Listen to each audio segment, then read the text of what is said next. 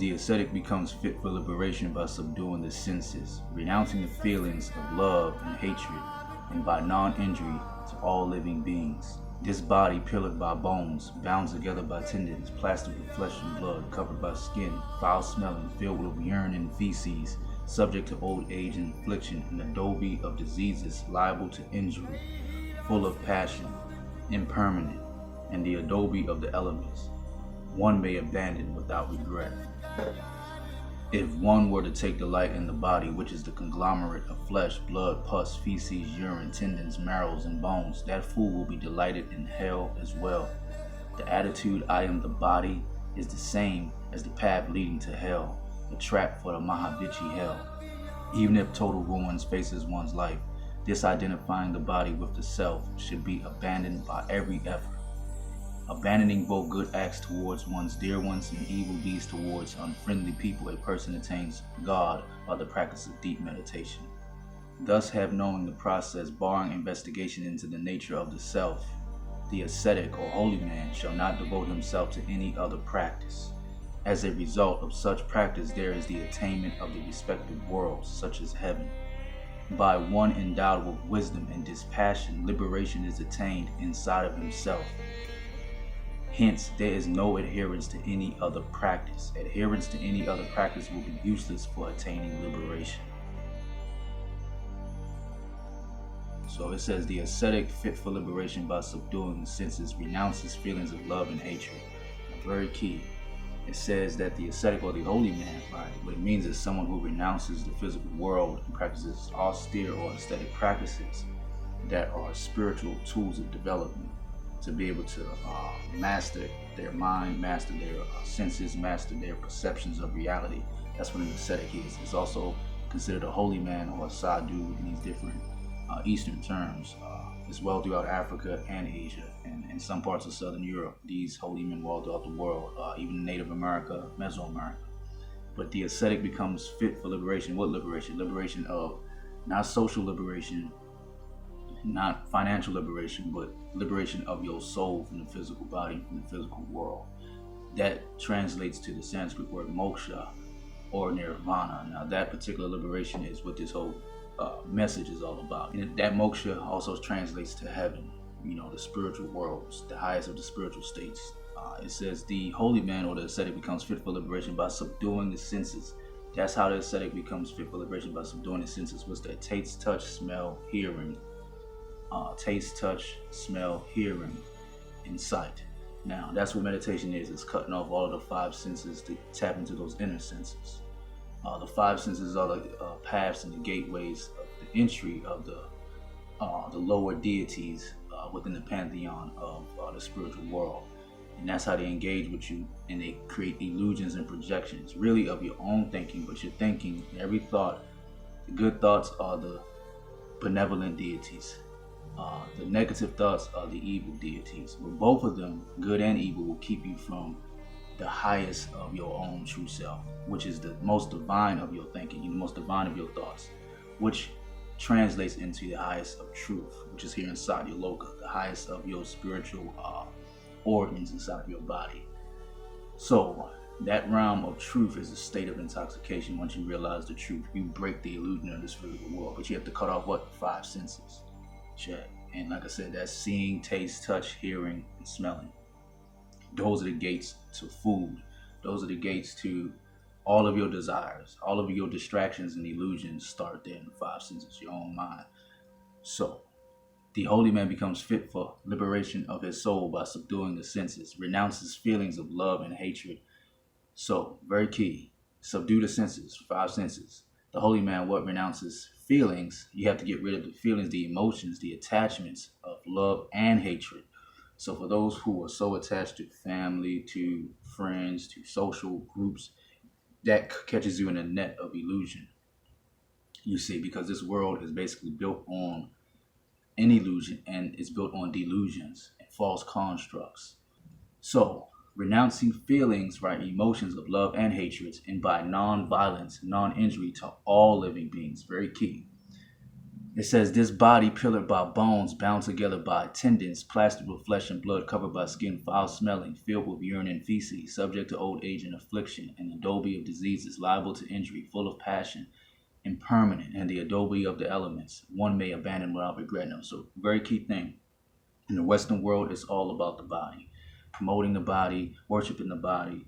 Uh, People all up into the ego. The moment they become spiritual is the moment they most express in their body. They're like, oh, I gotta dance. I gotta. Oh, remember in the West, they're deep into hatha yoga, and they call that yoga. Real yoga is not just stretching and presenting your body in magnificent ways, magnificent different forms and shapes, which are called asanas, which means postures and forms. That's not true yoga. True yoga is mastering and creating shapes and forms in your mind that help you defeat the illusions and ignorance and be able to manifest and shape your mind to be able to see God. That's it. That's yoga. So with hatha yoga, hatha means postures and forms and like exercise, basically, to get your body in shape for meditation. You see, it's all about the body. It says one may abandon this body without any regret. Because why? It gives a list of things. It's foul smelling. The body is foul smelling. That should show you it has a tamasic or evil quality or low quality or earthly quality. The divine world is full of intoxicating scents and smells. That's basically what that world is made up of. Right?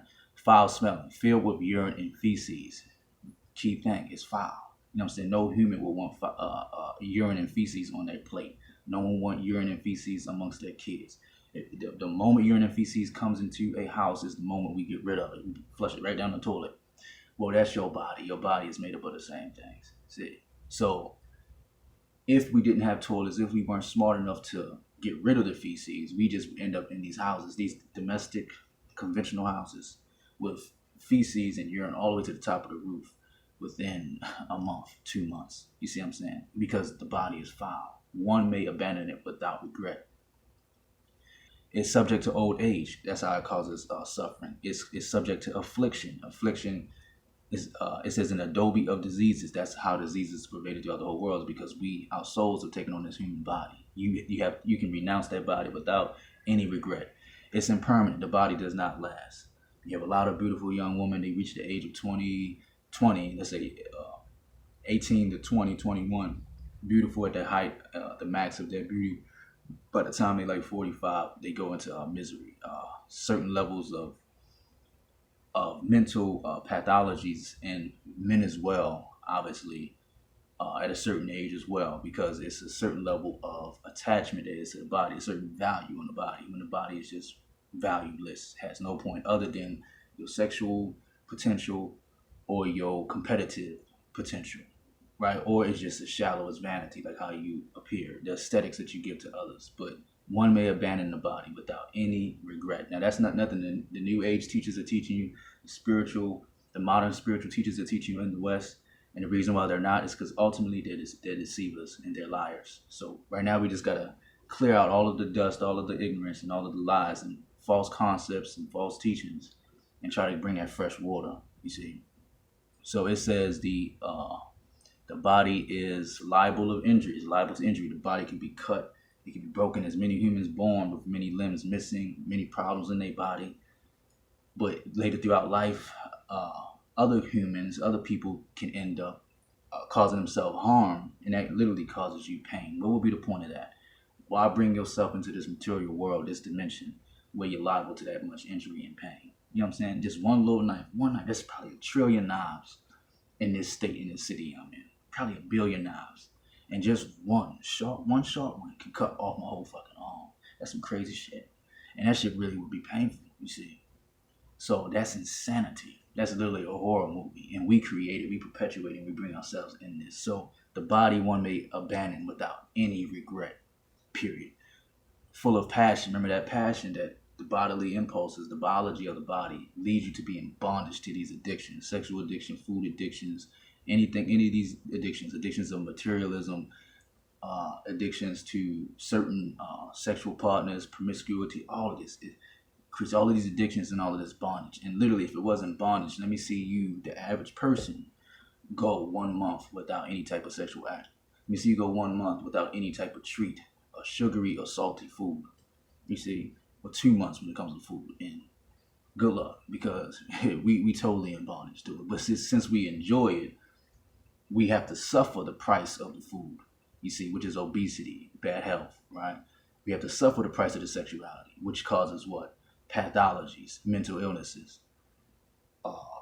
dysfunctional lifestyles, dysfunctional lives that people live. See, all of these different things, and the passion comes from the body. One may abandon it without regret. It says the adobe of the elements. The elements are remember the five senses connected to five elements. Those elements are basically the devas, the gods. And the thing about them is, yeah, they may be powerful. Yeah, they have a certain rank, but they're not as high as your own soul. They're lower than your own soul. And that essence, that soul, that self that you are, that dwells deep within your body is God.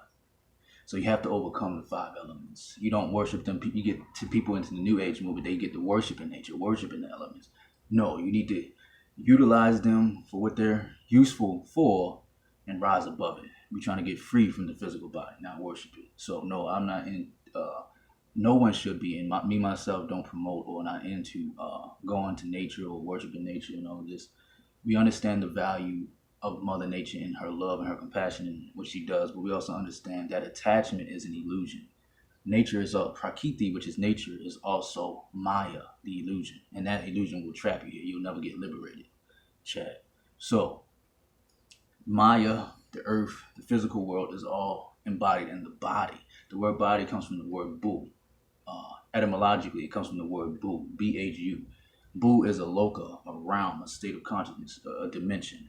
And bu loka is the realm of the body. One may abandon that without regret. Why? Because bu loka is the realm of suffering, the realm of ignorance, the realm of stupidity, and so on. The realm of desires, and so on. And one is vulnerable to all of the things we just listed above. One key thing I want to make understood is that the body that we were speaking about is the Muladhara chakra. Remember, bu loka, the word body, comes from the etymological origins or the linguistic origins of the word bu. Bu and body is the same word. Bu loka is the physical world. Okay, so if one was to take delight in the body, which is the conglomerate of flesh, blood, pus, feces, urine, tendons, marrows, and bones, that fool will be delighted in hell as well.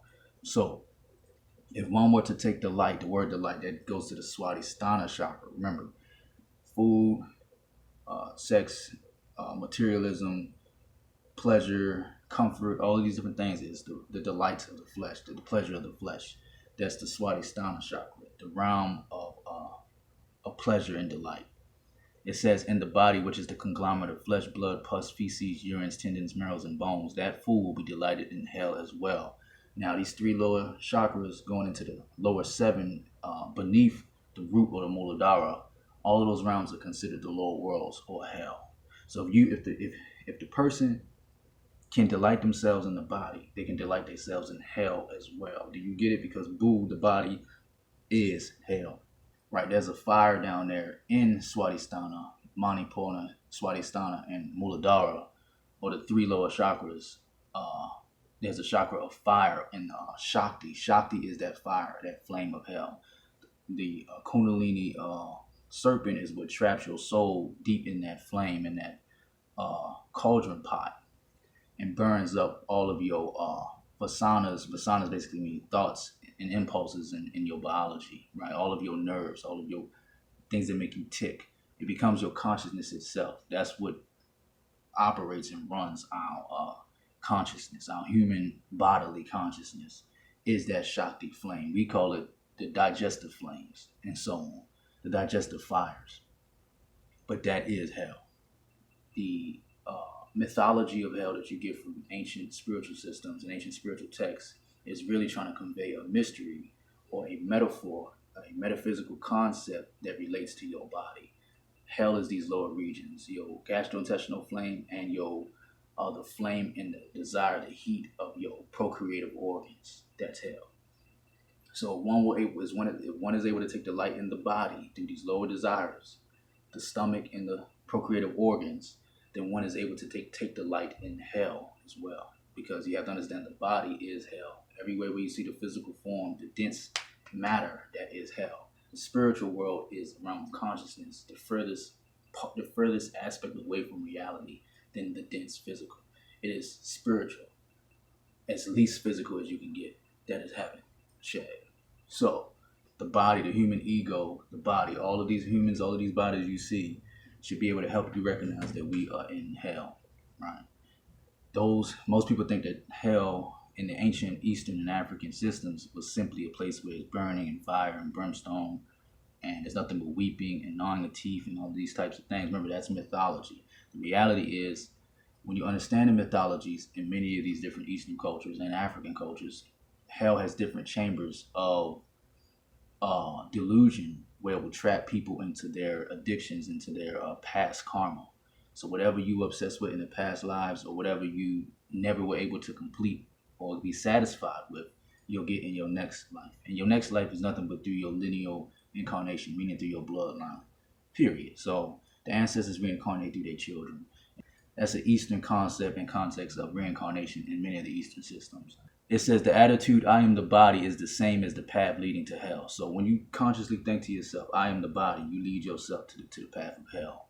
The same as the path leading to hell, the trap of Mahavichi hell. Even if total ruins faces one's life, this identifying with the body should be abandoned with every effort. Right, so even if total ruin faces your life, remember it started out the first verse, it said the holy man, the ascetic. The holy man and the ascetic is one who renounces the whole world and all of its physical objects. So that ends up being the world itself, the human world, the society, the societal world, all of the material objects that society is clinging to, and also lastly his own body. It says even if total ruin faces one's life, this identifying body with the self should be abandoned by every effort. And you see that word effort as dealing with the third chakra or the solar plexus, the realm of willpower. Now by every effort you shall abandon the body. But the problem that we have in the Western world with the New Age movement and these spiritual movements is that they're teaching you to use your willpower, right? The intuitive willpower, that motivation. You have a lot of motivational speakers, a lot of self-help books, a lot of self-help information, like The Secret and so on. They're saying using that willpower to gain the desires of your body, of your flesh. You see how much of a paradox and a lie that is?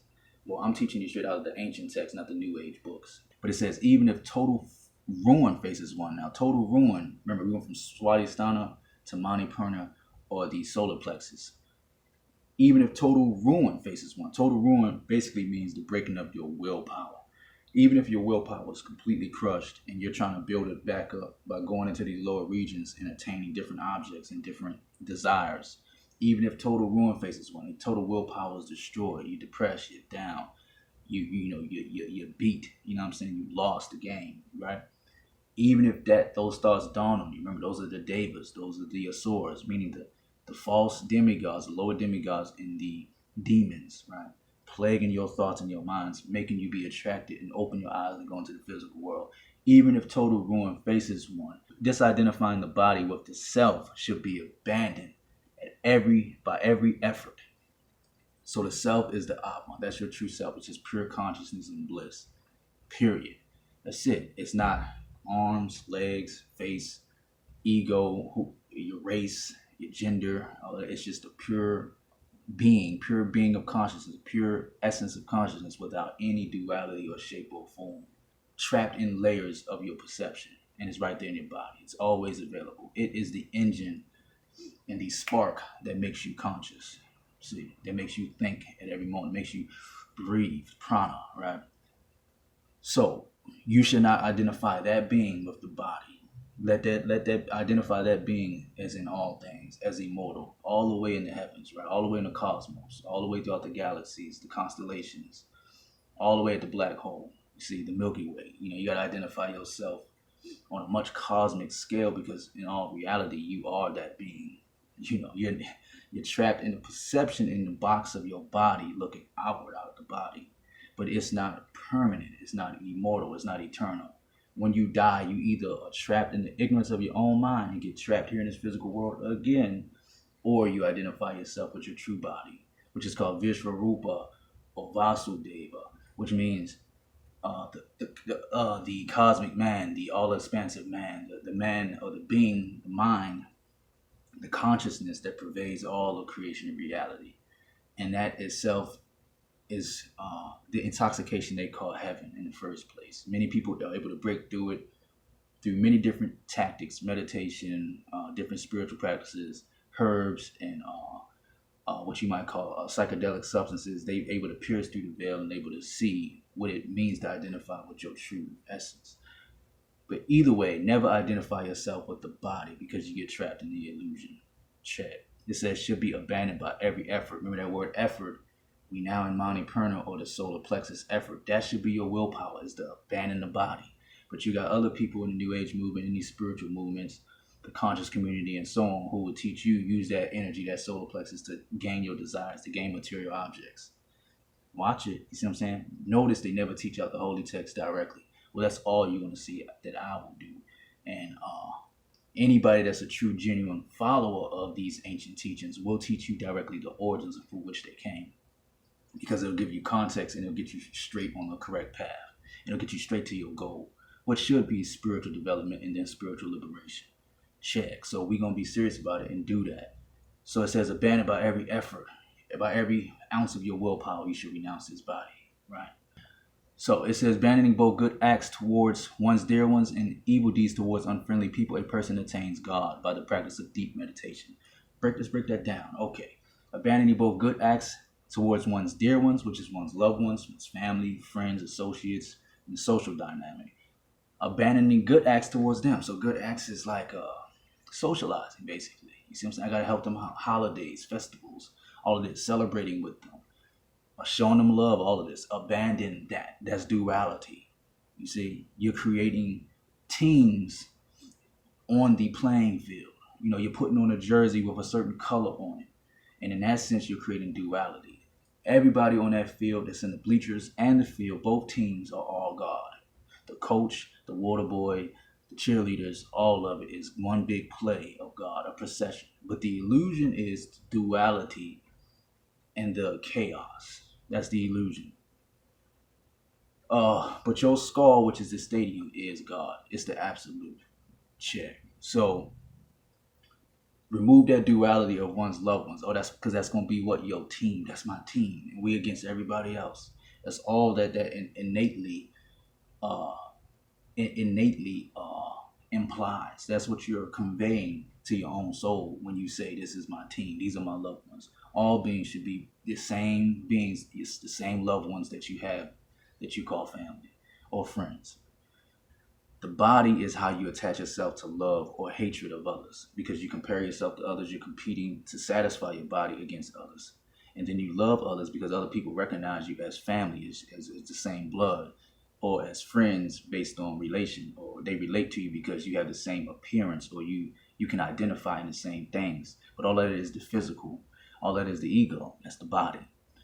So when you get caught up in the feelings of love or hatred, you're dealing with the duality of reality. You have to just accept that all beings, whether they be the serpent, the eagle, the shark, the lion, the tiger, someone of the opposite race, all beings, all of that is an illusion. None of that truly exists. All that really exists is the atomic particles that make up all of these visible forms. But they're coming to you in all these different shapes and forms because they're colored by the nature. Remember, there's three gunas, or three qualities of nature: Satya, Raja, and Tamas. That basically represents holy.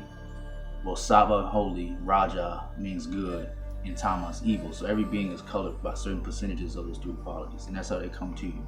But at the end of the day, those three qualities are really made up of different expressions, different outcomes of God, of the Pada Atman. Atma, that word means yourself, your own self. So the Atma is the atom. They're made up of atomic particles. You're made up of the same exact particles. You'll die and you'll be mixed and mingled with the same atomic particles you're seeing. So if there's other humans that you consider your enemies, but then you consider these people your allies, you're still deluded. You're still dealing with duality. So when you deal with terms and concepts like these are my friends, these are my families, you're not in the full awakening of what God is and who your own true self is. All of this is based on many constructs of illusion. And once you get a certain level of knowledge, you're able to discriminate between the truth, the real, and the unreal. Moving in past that heart chakra, it says, Abandoning both good acts towards one's dear ones and evil deeds towards unfriendly people, a person attains God by the practice of deep meditation. Thus, have known the process, barring investigation into the nature of the self, the ascetic or holy man shall not devote himself to any other practice. As a result of such practice, there is the attainment of the respective worlds, such as heaven. By one endowed with wisdom and dispassion, liberation is attained inside of himself.